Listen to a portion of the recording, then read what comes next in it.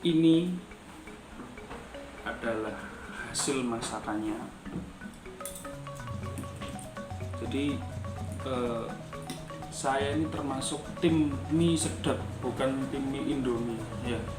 Jadi teman-teman termasuk tim mie sedap atau tim mie Indomie, silahkan komen di bawah. Oke, jadi sambil kita menyantap mie pada malam hari ini, kita akan bercerita sedikit tentang pengalaman saya ketika naik ke Gunung Sumbing. Gunung Sumbing itu berada di Provinsi Jawa Tengah. Jadi Gunung Sumbing itu berada di 3 kabupaten, di Kabupaten Wonosobo, Kabupaten Temanggung, sama Kabupaten Magelang. Ya, kalau saya salah mohon dikoreksi. Jadi pengalaman ini terjadi pada tahun 2019. Jadi ketika itu saya bersama satu orang kawan saya memutuskan untuk berangkat berdua, hanya berdua dari Surabaya. Jadi sebenarnya itu rombongannya ada 4 orang, cuman karena 2 orang itu membatalkan gitu ya, karena ada kesibukan lain, akhirnya kita memaksakan 2 orang berangkat. Makan.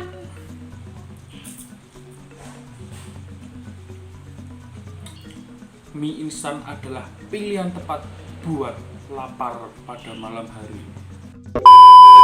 Oke, saya lanjutkan. Jadi pada saat itu kami berangkat berdua, saya dan teman saya, dari Terminal Bungur Asih Surabaya pukul 8 atau 9 malam gitu. Saya lupa tepatnya.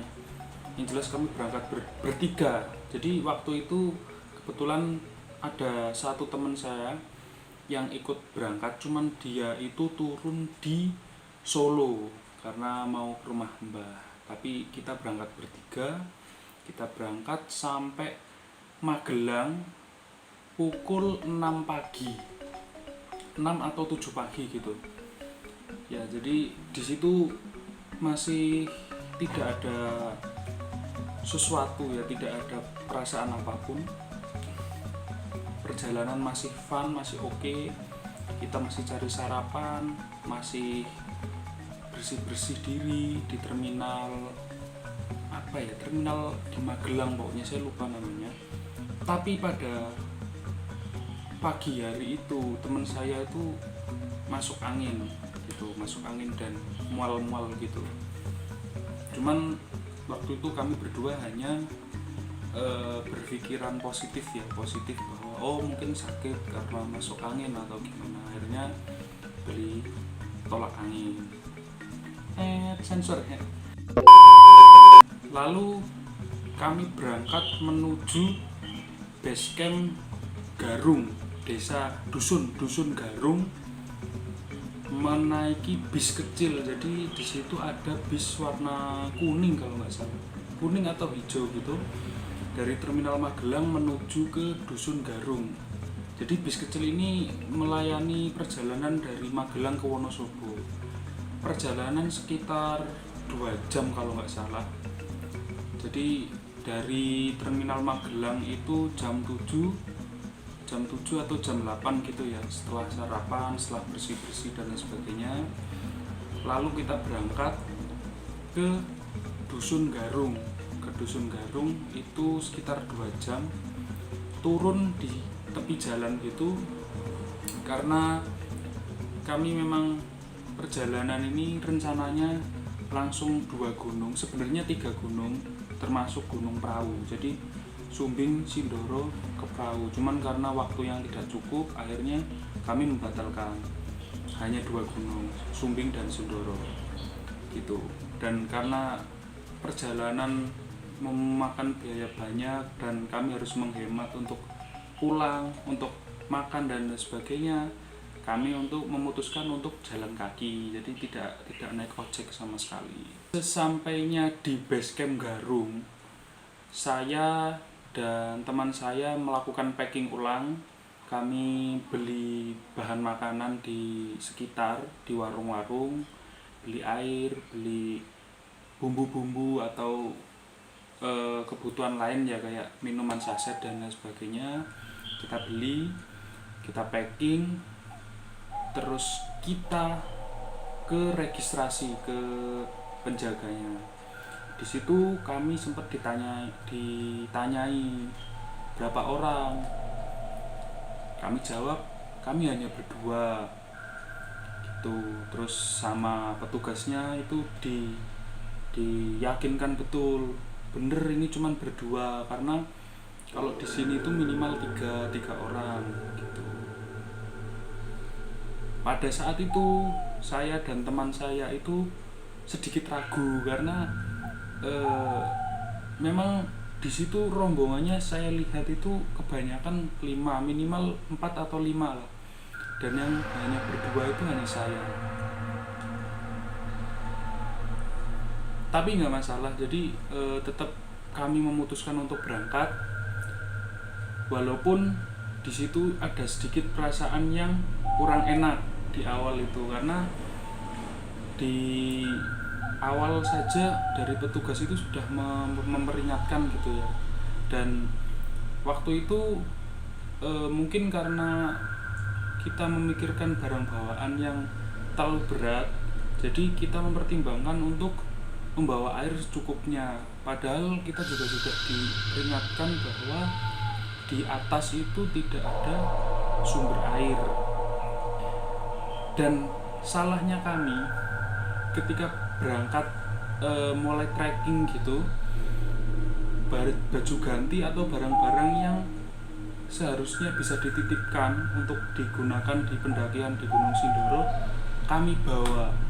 Jadi karir itu bener-bener full dengan barang-barang kami untuk perjalanan 2 gunung, dan itu lumayan menyiksa betul itu. Jadi setelah kami packing ulang dan berdoa, kami berangkat. Namun di situ kami mengambil keputusan untuk tidak naik ojek karena mengingat sangu, mengingat bekal yang kami bawa cukup sedikit atau pas gitu ya, tidak berlebih. Akhirnya kami memutuskan untuk jalan melalui jalur baru. Ketika kami berjalan, sebenarnya kami sangat menikmati ya, sangat enjoy dengan suasana sekitar. Kanan kiri itu kebun tembakau milik warga. Kami sempat berfoto-foto mengikuti jalan batu ya, setapak batu. Kita jalan terus hingga pada akhirnya ada warga pemilik warung di pos 1 yang sangat baik, menawarkan untuk membawakan tas carrier kami. Jadi tas carrier kami dibawa oleh beliau karena mungkin beliau juga ngerti kondisi kami waktu itu pas-pasan, tidak ada uang lebih untuk naik ojek. Akhirnya tas carrier kami dibawa, dan waktu itu tanpa pikir panjang, karena mungkin kita juga menghargai inisiatif ya, kayak niat baik beliau gitu untuk membantu. Akhirnya tanpa pikir panjang kita berikan tas carrier kami. Disitulah mulai terjadi hal yang tidak enak. Baru awal aja sudah tidak enak. Jadi bodohnya kami, tas carrier itu berisi air dan lain sebagainya, perbekalan dan lain sebagainya. Jadi waktu itu saya hanya membawa tas cangklong kecil, isinya hanya HP, dompet, dan peta regis dan simaksi dan lain sebagainya. Teman saya juga demikian, hanya membawa tas kecil. Padahal waktu itu perjalanan mungkin masih setengah jam ya, kalau dari tengah kebun tembakau milik warga hingga ke pos 1. Akhirnya dengan tetap berjalan jalan kita ikuti aja, enjoy gitu, walaupun agak panas sih waktu itu.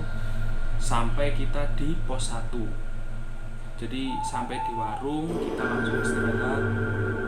Untuk menghargai juga kita terpaksa beli nasi, walaupun sebenarnya kita juga sudah beli nasi di base camp, di warung sekitar base camp itu kita juga beli nasi ya untuk mengganti lah, karena kita juga nggak ada, dan kita juga memberikan uang sedikit.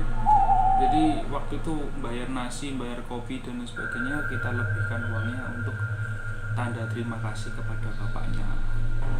Oke, jadi lanjut ke perjalanan. Jadi di tengah perjalanan gitu kami ketemu sama rombongan dari Jakarta. Rombongan dari Jakarta ini sekitar 10 orang atau lebih gitu, banyak banget. Di situ mereka terpecah.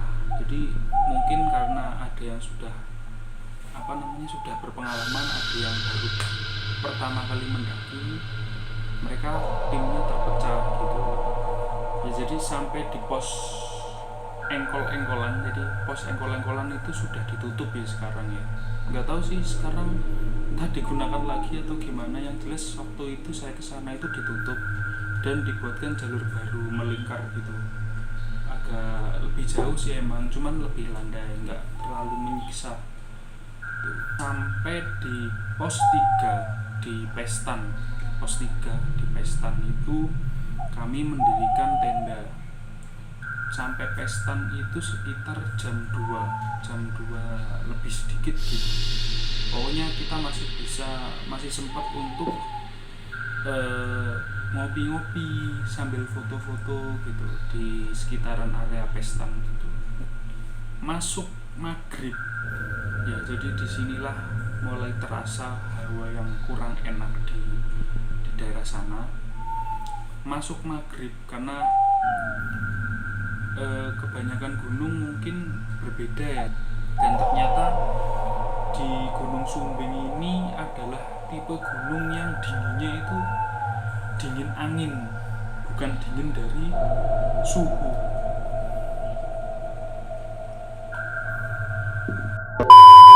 Ya, jadi jujur saya adalah tipe orang yang kurang kuat terhadap dingin angin, karena di sana itu dinginnya dingin banget, dinginnya itu anginnya kenceng gitu loh, anginnya kenceng. Dan di sana itu kondisinya itu berpasir di sekitar Pestan itu di pos 3. Saat itu memang banyak pendaki yang memilih weekend di area itu karena mungkin dianggap lebih aman, dan di situ adalah batas vegetasi pepohonan akhir. Jadi kalau teman-teman naik lagi itu sebenarnya masih bisa, ada pos 4 di Watu Kota kalau nggak salah namanya. Di situ juga masih bisa buat ngecamp sih, cuman lebih bahaya. Jadi kebanyakan teman-teman pendaki itu berhentinya di pos 3. Oke, jadi pada saat maghrib kita masih sempet ketawa-ketawa gitu ya, biasa lah. Kalau mendaki kan kita nggak bisa main HP, nggak bisa apa, kita terlepas dari teknologi, dan akhirnya kita hanya guyonan-guyonan garing gitu. Kita masak-masak, kita makan, dan suasana itu memang mencekam. Jadi kebetulan tenda kami itu berada di paling ujung. Jadi karena kita memilih area yang memiliki pohon, ada di sekitarnya ada pohonnya gitu, jadi kita memilih area yang paling ujung. Jadi masuk jam 9 malam saya sudah mulai tidur gitu ya, karena kita juga harus persiapan fisik untuk summit attack. Jadi akhirnya jam 9 atau jam setengah 9 gitu saya memutuskan untuk tidur. Nah, pada saat jam berapa ya? Jam 12 atau jam setengah 1 gitu. Jadi beberapa saat sebelum kami terbangun, tenda kami itu bener-bener kayak di gini, kayak di apa sih, di gitu, kayak digerakkan digerakin gitu, digerakin sama ya orang atau apalah, nggak ngerti. Jadi saya waktu itu langsung terbangun, dan walaupun padahal waktu itu sebenarnya alarmnya itu jam 1, karena memang saya tipe orang yang prepare gitu. Jadi sebelum summit harus persiapan bekal ini, bekal itu gitu. Jadi saya prepare jam 1 bangun untuk mempersiapkan itu. Namun sebelum alarm saya nyala, saya sudah terbangun karena kaget gitu, karena tenda itu di gini. Padahal saya rasa juga angin juga ya biasa sih, nggak terlalu kenceng gitu ya. Jadi pada saat setelah saya terbangun karena kaget, akhirnya saya langsung buka kompor. Jadi nggak tidur lagi, alarmnya saya matikan. Namun teman saya masih tertidur. Saya mulai prepare gitu, dan pikiran saya masih berusaha positif. Pikiran saya itu karena kalau di gunung itu kita berpikiran yang aneh-aneh atau negatif gitu, dampaknya juga akan kurang baik. Tuh, break, makan dulu.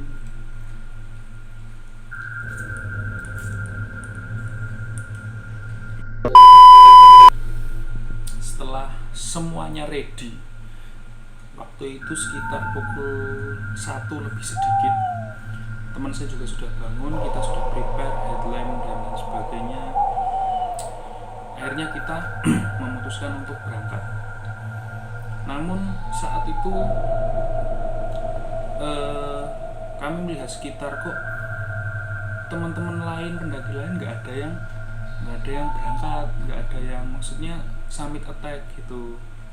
Apakah teman-teman mereka perjalanan hanya sampai di pos 3, atau memang mereka mau memilih untuk summit nanti agak siang gitu, mungkin sekitar jam 4, jam 5 gitu ya mungkin, atau gimana, saya nggak ngerti. Cuman setelah diskusi kecil dengan teman saya, akhirnya kami tetap memutuskan untuk berangkat summit pada pukul 1 lebih sedikit.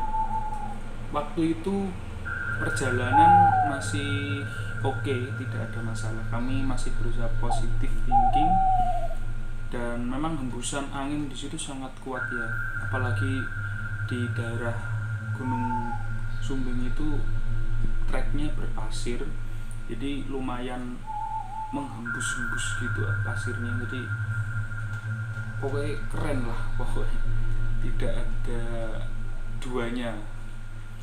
Jadi sebelum sampai pos Watu Kota itu baru sekitar 10 menit, 10 atau 10 menit lah mungkin, baru sebentar lah.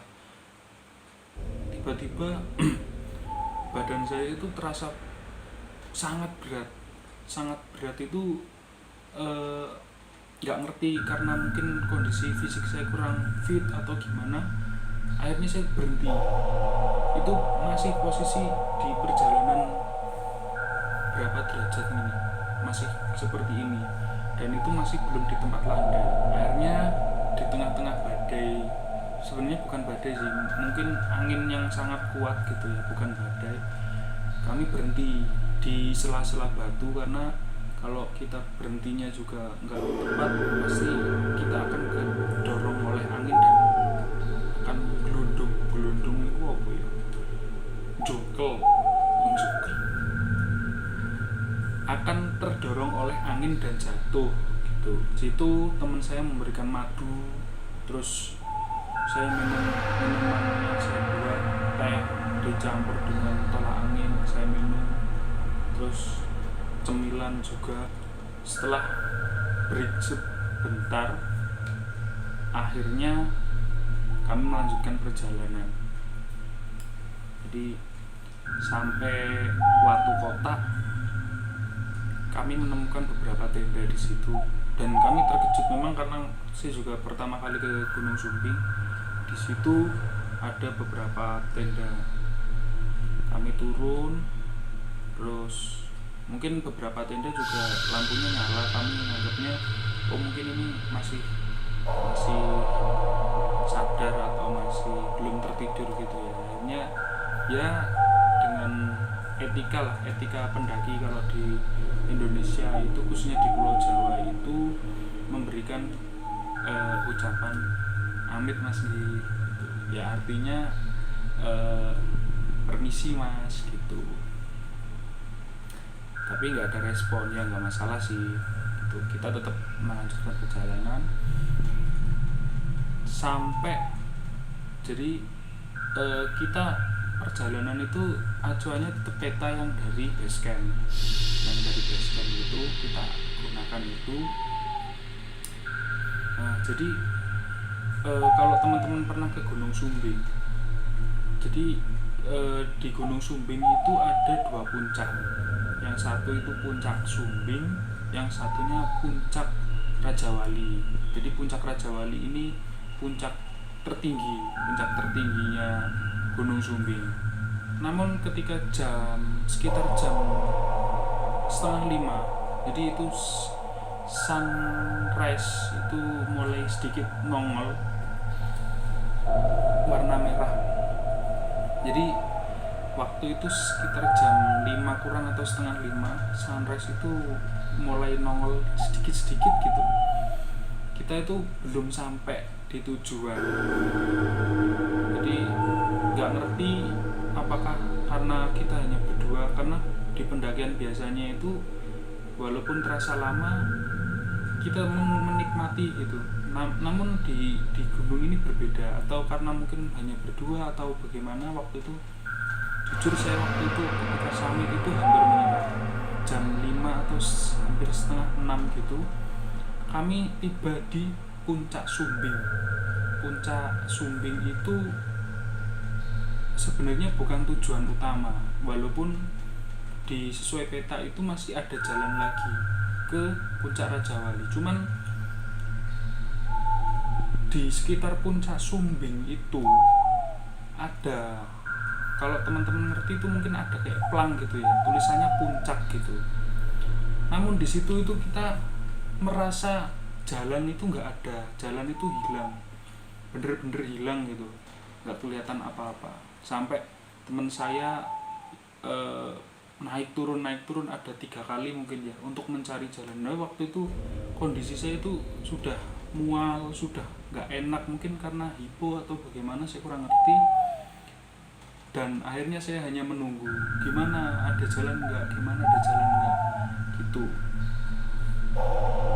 Kami terus mencari, akhirnya ketemu jalan lewat bawah ya.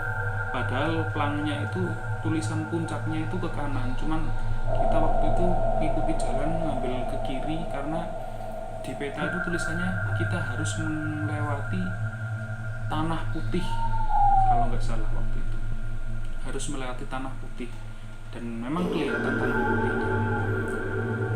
Di situ kami melewati setapak kecil gitu ya, menuju ke arah yang ditunjukkan peta.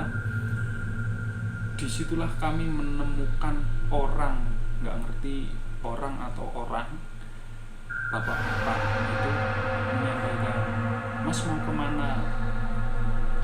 Mau ke puncak Rajawali pak. Oh turun aja, turun ke bawah gitu. Sebenarnya waktu itu saya ragu karena apakah bener, karena ketika kita berada di posisi ya walaupun harus percaya dengan orang, namun jangan percaya 100%. Namun karena insting teman saya mengatakan bener, oh akhirnya kita turun ke bawah, turun sampai di Tanah Putih. Di Tanah Putih kita terhenti. Jadi Tanah Putih itu kalau teman-teman bisa membayangkan, Tanah Putih itu di bawah dan di sekitarnya itu adalah tebing-tebing gitu, tinggi-tinggi gitu. Jadi kayak kita itu berada di dalam kawah gitu. Di situ kami bertemu dengan rombongan mungkin warga asli situ ya. Namun ketika ditanya, mas arah menuju ke puncak itu kemana? Itu mereka memberikan petunjuk yang salah. Jadi saat itu kami diberi petunjuk untuk menuju ke arah sebaliknya.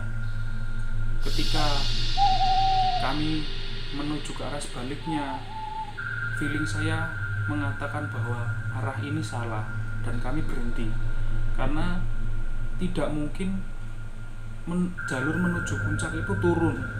Jadi karena waktu itu jalurnya itu turun gitu. Akhirnya kami berhenti, kami berpikir dan kami kembali ke Tanah Putih. Itu perjalanan sudah sekitar 10 menit sampai akhirnya kami menemukan rombongan lain 3 orang anak SMP mungkin ya. Anak SMP itu juga mau ke Puncak Raja Wali.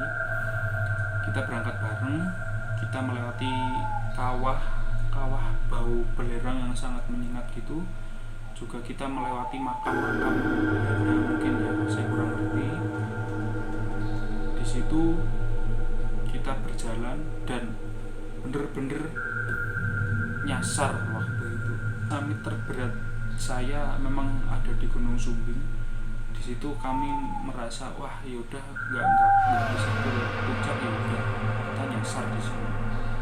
Karena waktu itu juga saya hampir sempat menyerah, sudah terdiam gitu, sudah nggak mau gerak dan sudah bener-bener oh ya udahlah nggak usah ke puncak, nggak apa-apa, karena saya sudah bener-bener down, fisik sudah lemah, sudah mental sudah lemah, sudah capek, sudah mual dan lain sebagainya gitu.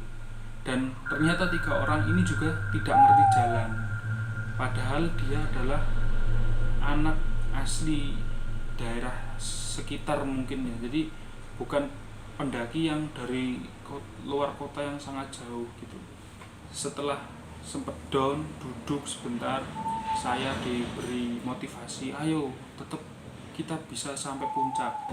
Kalau kamu sudah sampai sini berhenti terus ngapain, mending kita pulang aja dari awal gitu. Dan motivasi itu akhirnya menggerakkan saya, tubuh saya akhirnya bangkit. Dan gak ngerti dari mana tiba-tiba insting saya itu mengatakan bahwa jalur puncak itu lewat sini. Karena saya selalu melihat bahwa Puncak Raja Wali itu berbeda gitu, tingginya itu berbeda, dan feeling saya itu mengatakan ke arah situ. Dan benar saja ketika jadi waktu itu matahari sudah benar-benar kelihatan ya, sudah, jadi kita nggak bisa menikmati sunrise dari atas puncak, tapi itu nggak masalah sebenarnya karena tujuan utama puncak itu bukan sunrise. Yang penting selamat dan kita bisa kembali juga dengan selamat. Feeling saya mengatakan bahwa itu puncaknya berada di situ, karena entah bener atau tanda alam atau seperti apa, matahari itu hanya menyorot ke puncak itu. Gak ngerti, kalau logika saya sih sebenarnya matahari pasti kan menyorot ke berbagai wilayah gitu ya, karena matahari kan di atas, harusnya menyorotnya ke situ. Cuman entah tanda alam atau seperti apa, matahari itu menyorot ke situ, bener-bener padang terang, bener-bener terlihat oleh matahari. Dan jalur yang awalnya kita bener-bener nggak ketemu, dan posisi itu berada, kita waktu itu berhenti itu sempat berhenti 5 menit itu berada di sekitar kawah gitu ya, deket sama kawah lah, kawahnya Gunung Sumbing, dan itu masih aktif mungkin karena masih mengeluarkan asap. Akhirnya tanpa pikir panjang kita berjalan dan akhirnya menemukan jalur yang dimaksud. Setelah jalurnya ketemu, akhirnya kita berlari kecil, kita melewati kayak menuruni lembah gitu, lembah kecil. Akhirnya kita naik, bener-bener naik. Di situ tenaga saya bener-bener sudah habis, dinginnya luar biasa, anginnya juga berhembus sangat kenceng, sampai akhirnya kita bener-bener sampai di atas puncak Raja Wali Gunung Sumbing. Jadi dari 5 orang itu saya adalah orang nomor 4 yang naik ke puncak. Jadi teman saya adalah orang pertama, terus orang kedua dan ketiga itu rombongan lain. Saya dan orang atau teman dari rombongan lain itu benar-benar sudah lelah gitu ya, hingga pada akhirnya sampai sampai puncak Raja Wali saya sujud syukur, hampir sudah menangis sebenarnya, sampai menangis karena benar-benar perjuangan berat dan sampai nyasar gitu ya, dan luar biasa. Jadi di puncak Raja Wali kita tidak terlalu lama, mungkin hanya setengah jam karena cuacanya sangat dingin, walaupun kondisinya itu sebenarnya panas ya, sudah ada matahari, cuman kondisinya sangat dingin dan itu cukup mengganggu sebenarnya, mengganggu tubuh saya karena ya sekali lagi saya nggak kuat dingin karena angin. Nah, kami turun dan akhirnya juga kejadian yang aneh kembali datang. Ketika turun kami sebenarnya lebih dulu turun daripada rombongan yang 3 orang tadi. Ketika kami turun, jalurnya sama, aksesnya sama, ya semua sama. Cuman entah mengapa tiba-tiba kami mengambil jalan lurus dan kami terpisah dari rombongan yang kita bertemu di Tanah Putih tadi. Di situ kami potong kompas dan nggak ngerti itu feeling bener atau salah, kami menemukan jalur itu menggunakan tali webbing, atau biasanya itu perlu dengan mountain ring gitu ya. Cuman kami tidak menggunakan peralatan dan kami nekat. Kami potong kompas di situ, entah bener entah salah, kami terabas dan itu bener-bener melewati di kanan itu sudah tebing, di kiri itu sudah jurang. Jadi mungkin kami melewati punggungan gitu ya, punggungan puncak ke puncak gitu. Sudah naik turun terus mountain ring pakai tali itu, akhirnya kami bertemu juga dengan puncak Sumbing yang tadinya kami kesasar di situ. Jadi tanda panah yang ke kanan, yang awalnya itu ke kanan, akhirnya kami menemukan jalurnya, dan sebenarnya jalurnya itu sangat terlihat karena memang tidak ada penutup atau dihalangi apapun, pohon apapun tidak ada, itu benar-benar terlihat. Cuman malam itu memang mungkin gelap atau gimana, kita berusaha positif thinking, itu tidak terlihat sama sekali. Kita foto sebentar di puncak Sumbing, akhirnya kita turun sampai ke tenda di pos 3. Di pos 3 kita sekitar pukul 10 atau 10 ya. Sekitar pukul 10 kami sampai di pos 3. Kita sarapan, masak-masak, dan beratnya lagi kita ketiduran. Sampai akhirnya kita berdua bangun, kondisi wilayah pos 3 itu sudah sepi, mungkin hanya ada beberapa pendaki lah yang belum turun. Jadi yang awalnya bener-bener rame, kita bangun sekitar jam 4:30 itu sudah sepi.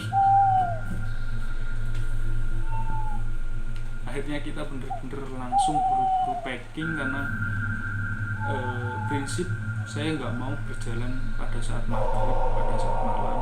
Ini kita packing buru-buru gitu, nggak ngerti ajaib bin aneh, kita 4:30 packing turun, kita sampai ke pos 1 itu jam 5 lebih sedikit.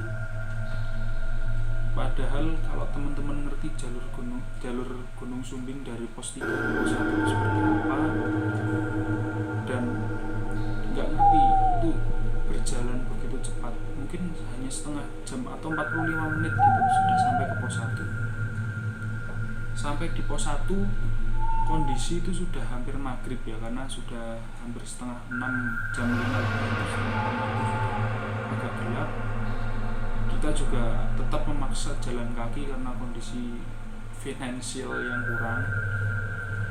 Kita turun jalan kaki dan alhamdulillah ternyata Tuhan tetap membantu hambanya yang kesulitan. Kita bertemu dengan mobil bak terbuka gitu. Beliau menawari kami tumpangan. Akhirnya kita numpang sampai ke base camp. Dan sampai base camp kita selamat semua, alhamdulillah. Kita bersih-bersih di situ. Terus kita istirahat sebentar, mandi dan lain sebagainya. Dan istirahatlah, tidur sempat tidur sebentar. Namun jam 9 kita bangun dan kita juga sudah pesen ojek untuk mengantarkan kita ke pendakian selanjutnya, yaitu di pos Ledung di Gunung Sindoro.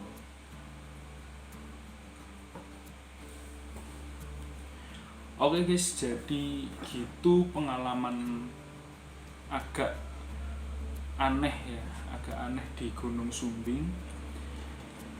Pesan saya ketika teman-teman belum pernah datang ke suatu gunung, pelajari betul bagaimana kondisi di sana, cuaca, terus treknya bagaimana, terus persiapkan betul, direncanakan betul, jangan sampai nanti teman-teman susah di perjalanan. Dan saran saya juga jangan sampai teman-teman kekurangan atau ngepres gitu ya, uangnya pas-pasan, karena itu sangat resiko besar gitu.